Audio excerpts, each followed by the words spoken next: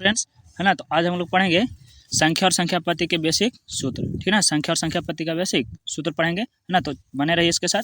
तो सबसे पहले बोलता है अंक क्या है, व्हाट इज डिजिट, अंक क्या है ना। तो 0, 1, 2, 3, 4, 5, 6, 7, 8, 9 ये टोटल 10 संख्या को क्या कहते हैं, अंक कहते हैं ना। जीरो से लेकर के 9 तक के टोटल 10 संख्या जिसको क्या कहते हैं, अंक कहते हैं। ठीक है ना। और इसमें टोटल 10 अंक रहता है, इसलिए इसको क्या कहते हैं, दशमिक प्रणाली कहते हैं, है ना। और इन्हीं 10 संख्या से उपयोग कर करके संख्या बनाते हैं। जैसे कि ये अंक हो गया हमारा 0, 1, 2, 3, है ना, 4, 5, 6 और 7 और 8 और 9। ठीक है। तो हमको बनाना है संख्या बनाना है। तो संख्या 2 अंक स्टार्ट है ना, 1 अंक की संख्या तो ये सब खुद हो जाएगा, है कि नहीं। सबसे छोटी संख्या, तो सबसे छोटी संख्या 1 को माना जाता है, 0 को नहीं माना जाता, क्योंकि 0 कहने का मतलब कुछ बोध ही नहीं होता है ना। इसलिए सबसे छोटी संख्या किसको माना जाता है, 1 से। कोई भी चीज़ गिनते हैं तो 1, 2, 3, 4, इसलिए हमको 1 से होता है ना। तो सबसे छोटी संख्या 1। जबकि बड़ी संख्या हम कितना भी बड़ा बड़ा लिख दें अंक, फिर भी वो बड़ी संख्या नहीं हो सकता, क्योंकि उससे भी एक ज़्यादा हो सकता है कोई संख्या, इसलिए बड़ा संख्या कोई लिमिट नहीं है ना। बड़ा संख्या को हम लोग डायरेक्टली क्या कहते हैं, अनंत कहते हैं। ठीक है। उसके बाद कहता है कि प्राकृतिक संख्या क्या है, प्राकृतिक संख्या यानी कि नेचुरल नंबर। ठीक है ना। तो जिन संख्याओं से हम लोग वस्तु को गिनते हैं उसे कहते हैं प्राकृतिक संख्या। यानी कि देखो, हम कोई चीज़ मान लो ढेर सारा बच्चा है, अब इसको गिनना रहेगा तो कैसे गिनते हैं, 1 2 3 4 5 6, 1 2 3 4, इसको कहते हैं प्राकृतिक संख्या यानी कि नेचुरल नंबर। ठीक है। इसमें कोई दिक्कत। प्राकृतिक संख्या किसको से दर्शाते हैं, तो बड़ा एन से दर्शाता है। 1 2 3 4 5 6 7 8 9 10 डॉट डॉट डॉट ऐसे अनंत तक चलते जाएगा। हजारों जाएगा तो खत्म हो जाएगा, नहीं। लाखों जाएगा तो खत्म हो जाएगा, करोड़ों तक जाएगा तो ये खत्म नहीं होगा, है ना। इसलिए सबसे लास्ट वाला प्राकृतिक संख्या इसको दर्शाया नहीं जा सकता, यानी सबसे बड़ी प्राकृतिक संख्या नहीं दर्शाया जा सकता। उसके बाद बोलता है कि पूर्ण संख्या क्या है, कौन सी संख्या, पूर्ण संख्या, जिसको बोलते हैं होल नंबर, है ना। पूर्ण संख्या यानी कि होल नंबर। प्राकृतिक संख्याओं के समूह में 0 शामिल कर देते हैं तो पूर्ण संख्या में जाता है। जैसे कि फिर यहाँ से देखो 1 से लेकर के अनंत तक जाएंगे, है ना, अनंत तक जाएंगे तो हो जाएगा प्राकृतिक संख्या। इसमें आगे जोड़ दिए 0 तो बन गया पूर्ण संख्या, होल नंबर, टोटल नंबर, है ना। तो इसको दर्शाते हैं W से, होल नंबर को कैसे दर्शाते हैं, W से। ठीक है ना। तो 0 से हो गया सबसे छोटा पूर्ण संख्या, 0 जो हो गया सबसे छोटा पूर्ण संख्या, और सबसे बड़ा पूर्ण संख्या पता नहीं है, ज्ञात नहीं है, कहा नहीं जा सकता कि कौन सा सबसे बड़ा संख्या है। ठीक है।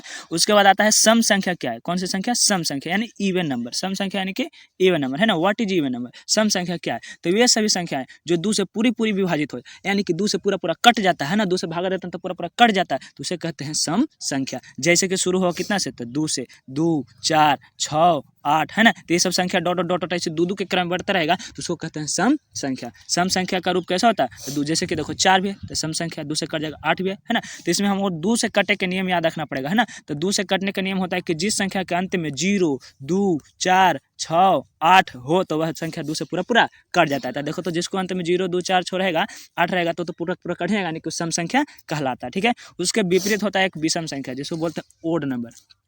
क्या बोलते हैं इसको, ओड नंबर, है ना। तो वे संख्या जो 2 से पूरा विभाजित नहीं होता उसे कहते हैं विषम संख्या। जो 2 से पूरा भागा नहीं कटता है उसे कहते हैं विषम संख्या यानी कि ओड नंबर। जैसे कि सबसे छोटी विषम संख्या 1, उसके बाद 3, उसके बाद 5, उसके बाद 7, तो सबसे छोटी विषम संख्या क्या हो जाएगा, 1 हो जाएगा। अगर ऑप्शन नहीं दे रहेगा 1 तब हमको 3 मारना है, नहीं तो सबसे छोटी संख्या 1 हो जाएगा। ठीक है। उसके बाद कहता है कि यौगिक संख्या क्या है, कौन सी संख्या, भाज्य संख्या। आगे क्या कहता है, भाज्य संख्या यानी इसको बोलते हैं यौगिक संख्या बोलते हैं, कंपोजिट नंबर बोलते हैं इसको। ठीक ना। वे संख्याएं जो स्वयं 1 को छोड़कर किसी और दूसरी संख्या से भाज्य हो, माने कि 1 से कटे और अपने से कटे, है ना, इसके अलावा और से भी कट जाए तो उसे कहते हैं यौगिक संख्या या तो भाज्य संख्या। भाज्य संख्या करने का मतलब कि बड़ी मनी से भागा लग जाता ना है तो उसको कहते हैं कच्ची भाज्य संख्या। कम से कम 2 गुणनखंड नहीं, 2 से ज़्यादा गुणनखंड इसको होता है, 2 से ज़्यादा फैक्टर होता है, more than 2 factor is called is composite number, है ना। मतलब 2 से ज़्यादा से कट जाता है तो उसको क्या कहते हैं, यौगिक संख्या कहते हैं। जैसे कि कहाँ से हो जाएगा, तो 4 हो जाएगा, 4 जो है 1 से भी कट रहा है, 2 से भी कट रहा है, 4 से भी कट रहा है, तो 3 को ज़्यादा कट रहा है कि नहीं कट रहा है। 6 भी है, 1 से भी कट रहा है, 2 से भी कट रहा है और 3 से भी कट रहा है, 6 से भी कट रहा है। तो इसमें 2 से ज़्यादा कटने वाला है कि नहीं कटने वाला है, तो इसलिए कौन सी कहलाएगा, यौगिक संख्या कहलाता है। ठीक है। उसके बाद कहता है कच्ची कि पूर्णांक संख्या। ठीक है। हालांकि भाज्य का अभाज्य आना चाहिए था, ठीक ना, लेकिन पूर्णांक संख्या पहले देख लेते हैं। पूर्णांक संख्या इसको बोलते हैं इंग्लिश में इंटीजर, है ना। व्हाट इज इंटीजर, तो संख्याओं का ऐसा समुच्चय जिसमें प्लस वाला भी हो और माइनस वाला भी हो और 0 भी हो तो उसको कहते हैं पूर्णांक। क्या है, प्लस वाला भी हो और माइनस वाला भी हो और 0 भी हो तो उसको कहते हैं पूर्णांक संख्या। यानी कि माइनस अनंत से लेकर के, है ना, माइनस अनंत से लेकर के 0, फिर 0 से लेकर के प्लस अनंत तक, ये पूरा हो जाएगा क्या, पूर्णांक संख्या, है ना। जैसे कि देखो dot dot dot dot dot, है ना, dot dot dot dot dot, कहाँ कैसा है 5 -5 -4 -3 -2 -1 और 0 है ना, और फिर 1 2 3 4 5 डॉट डॉट डॉट ऐसे चलते रहेगा। तो सबसे लास्ट के पूर्णांक संख्या को बताया जा सकता है? नहीं बताया जा सकता। और सबसे शुरू वाला पूर्णांक संख्या तो नहीं बताया जा सकता। लेकिन कोई वो खास संख्या लेंगे तो सब पूरा पूरा रहेगा तो उसको पूर्णांक, पूरा का पूरा अंक, पूर्णांक, पूरा का पूरा अंक, या तो माइनस में रहे या तो प्लस में रहे, है ना, या तो फिर उदासीन रहे। तो पूर्णांक यहाँ पर 3 रकम का हो जाएगा। पूर्णांक संख्या कितने रकम के? 3। एक हो जाएगा ऋणात्मक और एक हो जाएगा धनात्मक और एक हो जाएगा शून्य,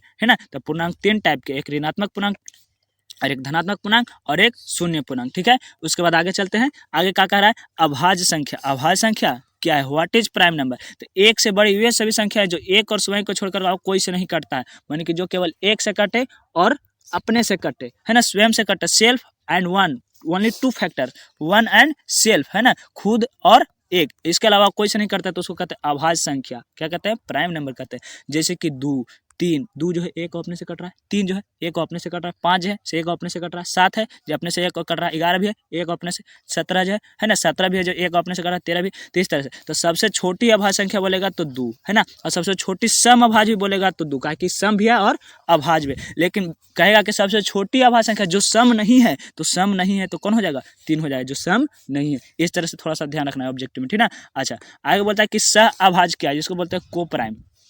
तो जब दो प्राकृतिक संख्याओं का महत्तम समवर्तक एक होता है तो इसे सहअभाज्य संख्या कहते हैं। वैसे, है ना, वैसे प्राकृतिक संख्या जिसका मासा एक हो, कोई जरूर नहीं कि भाज्य हो या अभाज्य हो, है ना, दोनों का मासा कितना होना चाहिए? एक होना चाहिए, तो उसे काची कहते हैं? तो सहअभाज्य संख्या कहते हैं। जैसे कि 4 और 9, 4 और 9 है तो 4 के मासा निकालो 9 से, तो 4 दूना का आया 8, बच जाएगा 1, है ना, 1 से तो 4 मासा कितना? 1 से कटेगा, देखिए है ना, तो इसका मासा कितना हो गया? 1 हो गया। या तो फिर देखो 2 और 3, है ना, 2 और 3, तो 200 मासा निकालेंगे 3 में तो कितना मासा आएगा? 1 से कटेगा, 1 से 2 मरतबे 2 मासा हो जाएगा कितना? 1। तो जिसका मासा 1 हो उसे कहते हैं सहअभाज्य संख्या, को प्राइम नंबर, ठीक है। आगे क्यों चलते हैं? आगे बोल रहा है कि परिमेय संख्या, रेशनल नंबर क्या है? व्हाट इज रेशनल नंबर, ठीक ना। तो वे संख्या जो भिन्न के रूप में हो, यानी कि बट्टा के रूप में हो, ठीक ना, जिसको p बटा q के रूप में दर्शाया जाता है उसे कहते हैं कोची? परिमेय संख्या। लेकिन q इक्वल टू नॉट 0, मतलब कि नीचे 0 नहीं हो, या तो a बट्टे b के रूप में लिखा जाता है और नीचे 0 नहीं हो, तो नीचे 0 नहीं रहेगा तो ये सभी संख्या क्या कहलाएगा? परिमेय संख्या। अब देखो 2 है तो 2 परिमेय नहीं है, कुछ नहीं तो नीचे बटा में 1, तो परिमेय संख्या होगा। 0 तो 0 ही परिमेय संख्या, कुछ नहीं तो नीचे बटा में 1, तो 0 क्या हो गया? परिमेय संख्या हो गया, ठीक ना। 22/7 तो ये हमारा परिमेय संख्या हो जाएगा, ठीक ना। लेकिन अपरिमेय इसके बाद आता है, देखो इसके बाद आता है क्या? अपरिमेय संख्या, इसको बोलते हैं अपरिमेय संख्या है। तो वे संख्या जो p बटा q के रूप में नहीं दर्शाया जा सकता है, p बटा q के रूप में नहीं लिखा जा सकता, उसको कची कहते हैं? अपरिमेय संख्या कहते हैं। जैसे कि पाई, या तो फिर रूट हो जाएगा माइनस में, तो उसको कहते हैं अपरिमेय संख्या, है ना, जिसका पूरा पूरा मान ना निकले उसको कहते हैं अपरिमेय संख्या। तो पाई का पूरा पूरा मान नहीं निकलता है। 22/7 होता है ना पाई का मान क्षेत्रमिति में, ये लगभग है। 3.14 होता है, ये लगभग है ना, इसलिए इसको पूरा पूरा मान, इसलिए कैसे माना गया? अपरिमेय, ठीक है। इसके बाद आता है स्थानीय मान क्या है ना। स्थानीय मान, पैलेस वैल्यू क्या है? ठीक है, स्थानीय मान, है ना। तो किसी संख्या में किसी अंक में जो संख्या निरूपित होती है वह उसका स्थानीय मान कहलाती है। स्थान परिवर्तन से अंकों का स्थानीय मान परिवर्तन हो जाता है। मतलब कि कोई संख्या जैसे कि लिखा है 5 7 2, ठीक है, हम लोग इंडियन नंबर सिस्टम पढ़ते हैं, इकाई, दहाई, सैकड़ा, ठीक है ना। तो इसमें सैकड़ा कहने का मतलब 100 होता है, तो इसका स्थान जो है यहाँ पर है, तो सैकड़ा है, 500 है स्थानीय मान इसका, है कि नहीं। और अगर यहाँ पर आ जाएगा इकाई के स्थान पर, तो केवल केवल कितना रह जाएगा? 5 रह जाएगा। इसलिए स्थानीय मान जो है ना वैसा मान है जो उसका वास्तविक मान है, ठीक है नहीं, दिख रहा है ऐसे नहीं, जितना उसका वास्तविक मान है तो उसको हम लोग इकाई, दहाई, सैकड़ा, हजार के माध्यम से कैसे करते हैं? पता करते हैं, ठीक है। तो स्थानीय मान देखो 432 है, यहाँ पर लिखा हुआ है कितना? 432, 432। तो 432 में 4 जो हो जाएगा सैकड़ा वाला हो जाएगा, 3 जो हो जाएगा दहाई वाला, 2 जो हो जाएगा इकाई वाला हो जाएगा नहीं। तो 2 का स्थानीय मान केवल 2 होगा, और 3 का स्थानीय मान 3 पर 1 0 होगा, और 4 का स्थानीय मान 4 पर 2 0 होगा। इस तरह का स्थानीय मान एक जैसा हुआ नहीं हुआ, ठीक है। लेकिन जातीय मान इसके बाद आता है, इसके बाद आता है अंकित मान या तो फिर जातीय मान, ठीक है। तो देखो अंकित मान या जातीय मान कहने का मतलब कि जो संख्या दिख रहा है, जो वहाँ पर दिख रहा है, दिखाई दे रहा है ना, वही संख्या उसका क्या होता है? अंकित मान होता है। अंकित मान कहीं पर रख दो लेकिन बदलता नहीं है। जैसे कि 576 में 6 यहाँ पर है तो फिर जातीय मान इतना होगा। लेकिन अगर ये 675 लिख देंगे तो फिर भी जातीय मान इसका कितना होगा? 6। तो स्थान तो बदल दिए कि इकाई से कहाँ ले लाए? सैकड़ा में, लेकिन इसका जातीय मान बदला नहीं। तो जातीय मान सदैव का होता है, उतना ही होता है। इसके बाद एक और वीवीआई पॉइंट, 0 एक ऐसा संख्या है जिसका स्थानीय मान और जातीय मान दोनों एक ही होता है। नहीं, स्थानीय मान निकालोगे 0 के तो 0 गुने 1000 पड़ेगा तो ये 0, और जातीय मान में निकालोगे तो कितना? 0 ही रहेगा, ठीक है। इसके बाद आते हैं अगले के यूनिट में। अगला यूनिट क्या करें कि बड़ी संख्या क्या है, ठीक है।